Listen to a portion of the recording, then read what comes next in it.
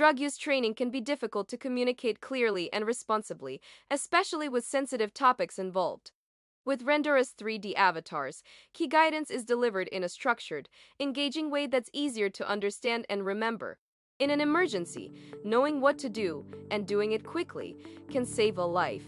Let's walk through how to safely use an epinephrine autoinjector. First, recognize the signs of a severe allergic reaction. Watch for symptoms like difficulty breathing, swelling of the face or throat, or hives. If these symptoms appear after exposure to an allergen, it's important to use the autoinjector right away. Start by removing the safety cap. Pull it straight up, and be careful not to touch the orange tip. Next, place the orange tip against the middle of the outer thigh. Then swing and push down firmly until you hear a click.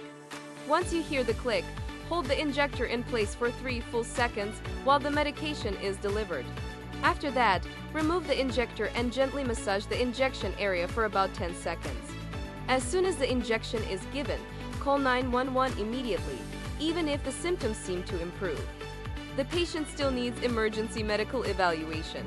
Do not drive yourself and stay with the patient until help arrives. And remember, being prepared can make all the difference. Keep your autoinjector accessible, know the steps, and don't hesitate in an emergency. Your quick action could save a life. If you want to learn more about how you can make your own 3D videos for free, make sure to subscribe and check out other videos on our website. We will see you in the next one.